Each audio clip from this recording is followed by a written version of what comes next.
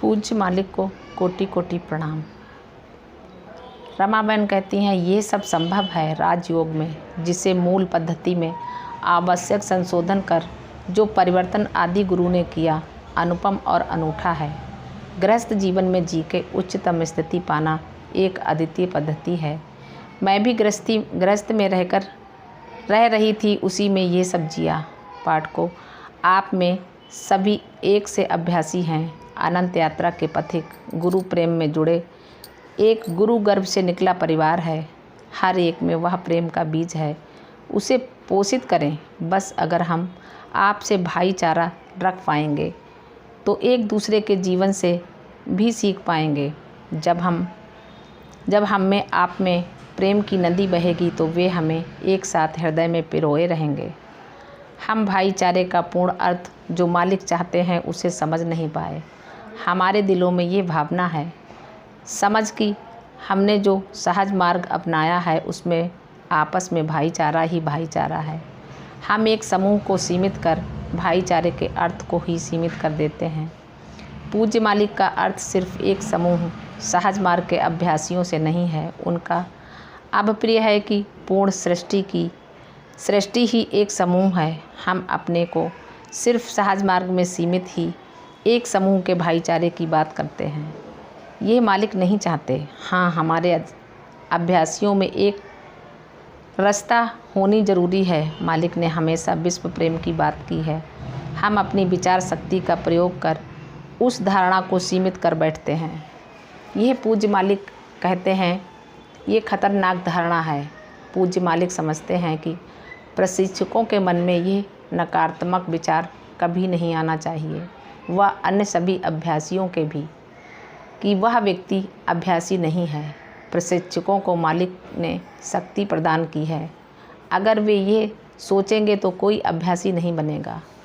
हमने एक समूह की धारणा ग्रहण कर ली है। हमें और धर्मों की तरह सीमित धारणा नहीं रखनी। अगर हम ये सीमित धारणा लेकर चलते हैं तो हम वही गलती कर रहे हैं जो अनेक धर्म करते हैं। उनके अपने सीमित समूह हैं।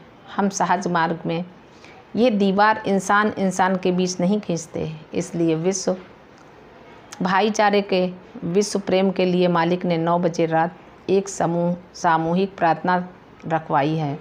हमारे मन में कभी ये ध्यान न आए हम औरों से विशिष्ट हैं। सभी में समरसता जरूरी है। हमारा जीवन गड़बड़ाता जाता है जब हम आपस में दोषरोपण आरोप प्रत्यारोपण करते हैं। हमें आपस में समरसता रखनी है। हमारे मत भिन्न हो सकते हैं, परंतु इसका अर्थ ये नहीं कि हम एक दूसरे के प्रति आलोचक बने। हम सभी को एक समरसता पैदा करनी है। ये पहला कदम है। स्वभाव में विनम्रता रखते आपस में एक रस हो रहना है। हम सभी भाई बहन को एक दूसरे से सहमत होना चाहिए। मत भिन्न होने का मतलब नहीं कि एक दूसरे पर क्रोध करें, दोषरोपण करें। हमारा लक्ष्य वे हैं, उनके चारों ओर हम भाई बहन घूमते हैं। पूरी सृष्टि में भाईचारा लाएं। ये तभी संभव है जब हम सब एक रस हो जाएं। अज्ञातवास समाप्त हुआ और दिसंबर 2006 आ गया। पुराना मकान छोड़ नए में आ गई। मेरे जीवन का यह वह पहलू है जो गुरुदेव की कृपा बिना संभव न था। यही मेरे दिल का एहसास है। दिल के सौदे मौन होते हैं, सिर्फ सूक्ष्म एहसास देते हैं। इस प्रेम के बंधन में फ़कीरों जैसे इंसान हो जाता है। किसी कवि ने कहा है, प्रेम फ़कीरी जो करे मन नहीं आए हाथ, दिल फ़कीरी जो करे साहिब दिन के साथ। यही गुरुदेव कहते हैं, अपना जीवन इतना सरल बना लो कि प्रकृति से एक रस हो जाए। यही 10 उसूलों का चौथा उसूल है। जैसी प्रकृति पारदर्शी है वैसे ही हम पारदर्शी बने। प्रकृति सम सरल हृदय से फ़कीर रहे। फ़कीर का अर्थ है निर्लिप्त, सरल, सौम्य, चकाचौंध से दूर। ये सब क्यों बता रही हूँ नहीं जानती हूँ। इतना जानती कि कुछ नहीं जानती। सिर्फ एक पागल दीवानी की कथा सुन रहे हैं आप। ये दर्द दिल ही तो है जिसमें हम उसको पाते हैं। खुदा भला करे उनका जो दिल दुखाते हैं। 1 वर्ष बीत गया, वे साथ रहे, जो चाहा मेरे से करवाया, और मैं उनकी बांसुरी की तान पर मस्त झूमती रही। चलो 2006 पर आ जाएं, पुराना मकान छोड़ दिया, उनके रहमो करम से नए मकान में आ गई। इस 1 वर्ष में भी अज्ञातवास की डायरी पूरी लिखी थी। जब पढ़ी तो लगा कि इस वर्ष में थी ही नहीं, क्योंकि यहाँ कोई और था।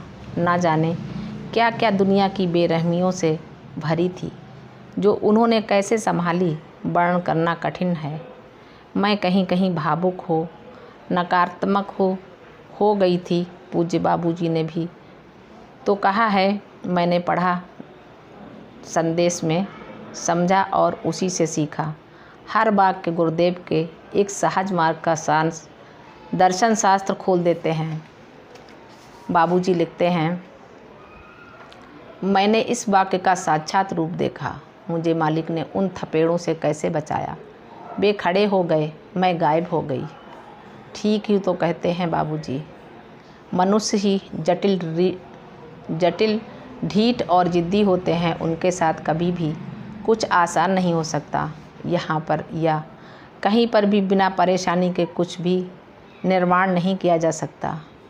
ब्रह्म वाक्यों को जीवन में उतरते देखा और उन्हीं की प्रेरणा और प्रियतम चारी जी के संरक्षण में नए मकान का शुभारंभ किया। मालिक को प्रणाम। सभी अभ्यासी भाई बहनों को नमस्कार, धन्यवाद।